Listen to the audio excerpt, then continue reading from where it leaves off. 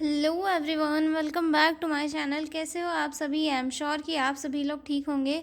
तो चलिए हम लोग आज का वीडियो स्टार्ट करते हैं। इस वीडियो में हम लोग डिस्कस करने वाले हैं application of statics in nursing. ठीक है, काफ़ी इंपॉर्टेंट क्वेश्चन है और मैंने आपके लिए बहुत ही सिंपल और इजी लैंग्वेज में लिखा है। आपको एक बार में पढ़ोगे तो ही समझ में आ जाएगा। ठीक है, एप्लीकेशन का मीनिंग होता है यानी कि जो नर्सिंग फील्ड है, हमारी नर्सिंग फील्ड में स्टैटिस्टिक्स का क्या यूज़ है ये बताना है हमें इस क्वेश्चन में। ठीक है, तो जैसे कि हमें सबको पता है कि नर्सिंग फील्ड में स्टैटिस्टिक्स का यूज़ होगा, तभी ये हमारे सिलेबस में दिया गया है।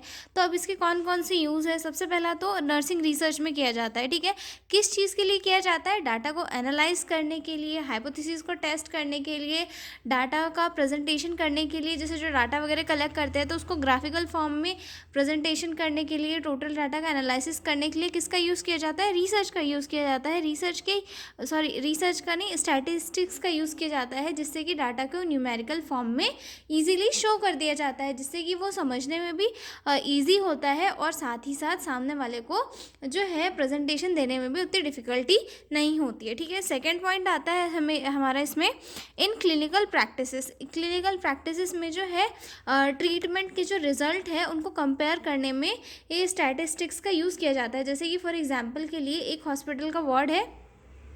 ठीक है, एक हॉस्पिटल के वार्ड में मान लो जनरल वार्ड है, जनरल वार्ड से सारे रिकॉर्ड्स ले लिए कि कितने कितने पेशेंट कितने कितने दिनों में रिकवर हो रहे हैं, और फिर उनकी कंपैरिजन को जो है कंपेयर कर लिया। लेकिन जो कंपेयर किस में कर रहे हैं? हम न्यूमेरिकल फॉर्म में कर रहे हैं। तो ये क्या चीज़ आएगी? एक स्टैटिस्टिक्स होती है जिसके थ्रू हम डाटा को जो है कंपेयर करते हैं। ठीक है, समझ में आ गया?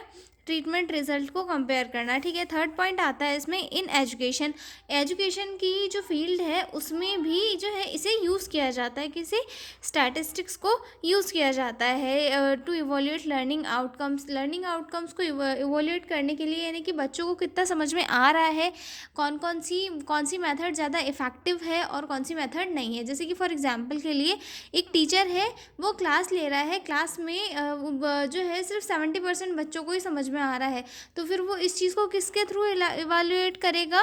स्टैटिस्टिक्स के थ्रू, कि पर्टिकुलर क्लास में किस मेथड से पढ़ाने के बाद में जो है इफ़ेक्टिव टीचिंग हो रही है या नहीं। ठीक है, तो ये हो गया एप्लीकेशन ऑफ स्टैटिस्टिक्स का फोर्थ पॉइंट। अगला पॉइंट आता है हमारा इन हॉस्पिटल एडमिनिस्ट्रेशन। हॉस्पिटल एडमिनिस्ट्रेशन में भी जो है स्टैटिस्टिक्स का यूज़ किया जाता है। किस चीज़ में? मेन पावर और वर्कलोड को मैनेज करने में, यानी कि किस वार्ड में कितने वर्कर्स रहेंगे, कितनी नर्सेस रहेगी, कितने पेशेंट के ऊपर, वहाँ पर एडमिनिस्ट्रेशन डिपार्टमेंट के कितने लोग रहेंगे, यानी कि जो बिल वगैरह क्लियर करने के लिए वहाँ पर एक पर्टिकुलर वार्ड में एक पर्सन होता है, वैसे हर वार्ड में कितने पर्सन होंगे, कौन सा मैनेजमेंट में कौन सी चीज़ कहाँ होगी, ये सारी चीज़ें किसके थ्रू मैनेज की जाती है? स्टैटिस्टिक्स के थ्रू मैनेज की जाती है। ठीक है, उसके बाद में स्टैटिस्टिक्स का जो यूज़ है वो कम्युनिटी नर्सिंग में भी की जाती है। जैसे कि स्टडी से रिलेटेड डिसीज़ की रेट क्या है कम्युनिटी में, उसके बाद में हेल्थ प्रोग्राम्स वगैरह चल रहे हैं या नहीं चल रहे हैं। तो मतलब अगर कोई डिसीज़ है, डिसीज़ की रेट क्या है, डिसीज़ की रेट अगर हमें पता होगी तो हम उसके थ्रू जो है हेल्थ प्रोग्राम को प्लान कर पाएंगे। इसीलिए यहाँ पर भी क्या यूज़ किया जाता है?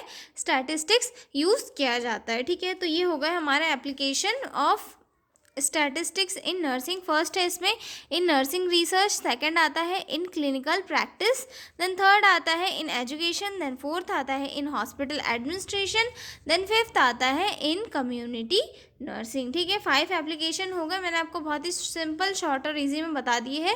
आपको एक बार में ही जो अगर आप लोग वहाँ पर पढ़ोगे तो आपको समझ में आ जाएंगे। ठीक है, तो मिलते हैं अगले वीडियो में एक नए क्वेश्चन के साथ। और अगर आपको PDF नोट्स की रिक्वायरमेंट हो तो डिस्क्रिप्शन में मेरा मेल दिया हुआ है, आप उस पर कॉन्टैक्ट करके PDF नोट्स ले सकते हो। तो मिलते हैं अगले वीडियो में, तब तक के लिए बाय बाय।